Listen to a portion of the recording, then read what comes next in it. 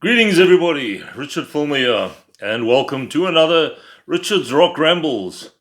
So, we're going to carry on looking at our instrumental albums. And last time around, we had a look at sort of hard rock metal with Joe Satriani and Steve Vai, a bit of prog rock as well thrown into those two albums that I showed you last time. This time around, we're going to have a look at some jazz rock fusion. Now, I've got to be honest here and say that I was a committed and die-hard metal fan for many years, metal, hard rock. So jazz rock fusion, which was not something that was on my radar, but as you get older, your tastes change, and there's some incredible music out there. So it's been quite nice sort of discovering all this music over the last, I would say, 10, 15 years. And what really blows me away are some of the chops of these guys. The musicianship is just top drawer, and especially the two albums we're going to chat about today. You can't go wrong with these guys. They're all at the top of their game, and no matter if it's an early album or if it's something done many years later, they're just in another league.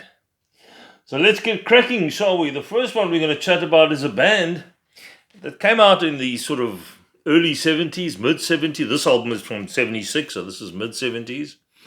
And if you like stuff like certain Zappa albums, the Mahavishnu Orchestra with John McLaughlin, that kind of involved sort of jazz rock fusion. This is probably not as involved as the Mahavishnu, but it's along those lines. So I'm talking about the band Return to Forever, and this is the album called Romantic Warrior. Oh, that really cool cover there. The guy in his suit of armor on his horse. So, like I mentioned, this is jazz rock fusion. And, if you're not into this kind of music, it'll take a while to get into. But once you're hooked, you're not going to go back. So, they're the four guys at the back. So, let's just tell you who's in the band here. Chick Corea, the late Chick Corea, I think he passed away about a year or so ago. He's on acoustic piano, Fender Rhodes, Hohner clavinet, Mini Moog, Moog 15, Micro Mini Moog, ARP Odyssey, Yamaha organ, Poly Moog, marimba, and percussion. Only thing he doesn't do, I think, is make the tea. Then you got one of my favorite bassists on here, Stanley Clark. I love his bass work. Alembic bass with instant flanger, piccolo bass, acoustic bass, bell tree, and handbells.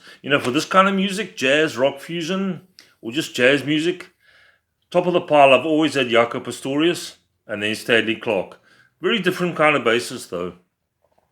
Cheers, guys. Lovely winter's evening here in Cape Town. Clear skies. But it's getting cold, so you need something to warm the insides. So that's Stanley Clark. Then on drums, you've got Lenny White. What a drummer. Jeez, this guy's scary. Drums, timpani, congas, timbales, handbells, snare drums, suspended cymbals, and alarm clock. I'm sure I've mentioned this album before. Maybe, I know when I mentioned this, when I went to the vinyl fair. This is where I got this from. In fact, both albums that I'm chatting about today, I got at vinyl fairs. I was thinking to myself, I know I've read that out before, alarm clock. Anyway, it doesn't matter if I mention it again. And then you've got the master on the guitar, Aldo Meola, electric guitars, acoustic guitar, soprano guitar, handbell, slide whistle. Released in 1976. What I was going to tell you, produced by Chick Corea, Stanley Clark, Lenny White, and Aldo Meola were the assistant producers. Aldo Meola is just an incredible guitarist. And whether he's playing an acoustic or an electric, it's top draw stuff. In rock you talk about your speed merchants like your Richie Blackmores and your Yngwie Malmsteens. This guy wrote the book long before those gentlemen. Just as fast, but in a different way, if you know what I mean. Starts off side one with Medieval Overture, Sorceress, and The Romantic Warrior, which is the title track. Unbelievable stuff.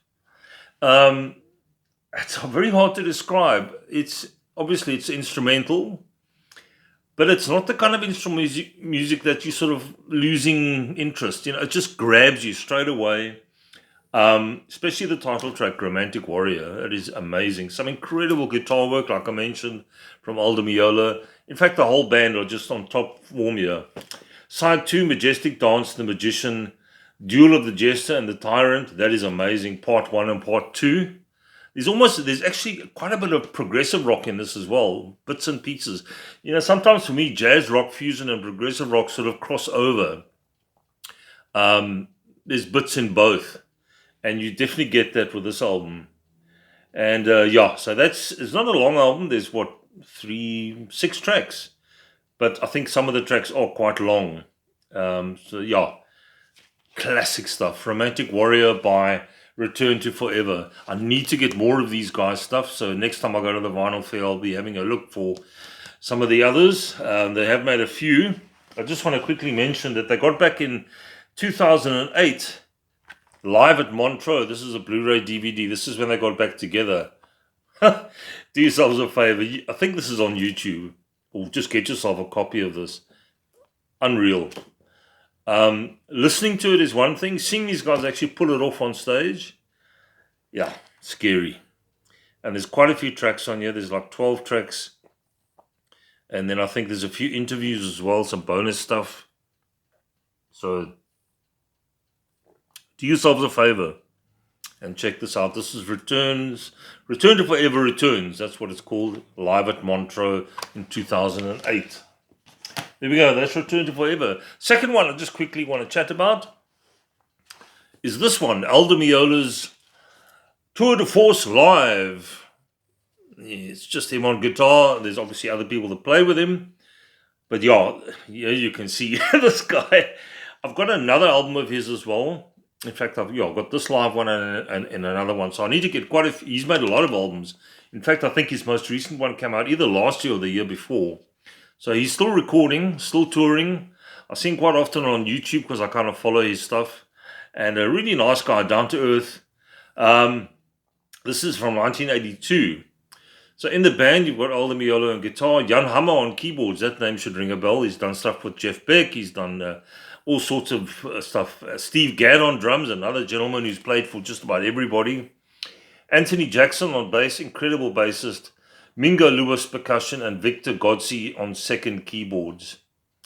And then Philip Saisi on additional keyboards in the studio. And a couple of other guys, just sort of extra percussion and what have you. Produced by Aldo Meola. Side 1, Elegant Gypsy Suite, composed by Aldo Meola. Beautiful stuff. This guy has such feel to the guitar. He plays mostly on here, I think, it looks like he plays a Les Paul, electric guitar. And there's some acoustic on here as well, I think. Well, this might all be electric. Then there's a track called Nina and Advantage. Side 2, Egyptian Dancer. And then the standout track for me, which is on my studio album, Race with the Devil on a Spanish Highway.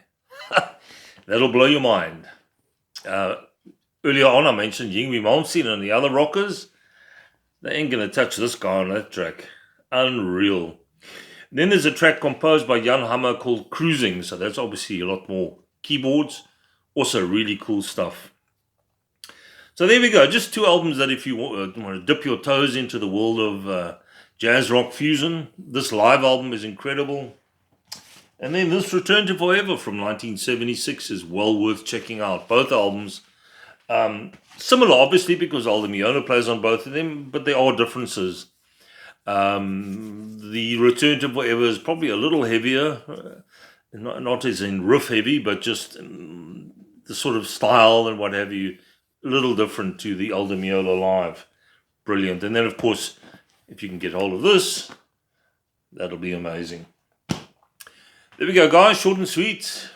Just another quick video on some instrumental stuff. Next time around, I'll see what else I can scrabble in my collection. Yeah, maybe go into the more orchestral side of things.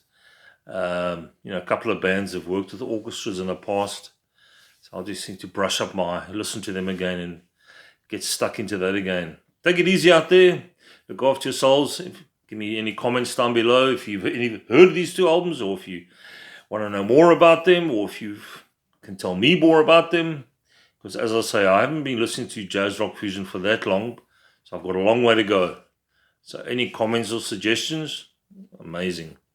Give me a thumbs up if you don't mind, and subscribe if you haven't. Take it easy, guys. I'll catch you again soon. And yeah, look after yourselves. Cheers.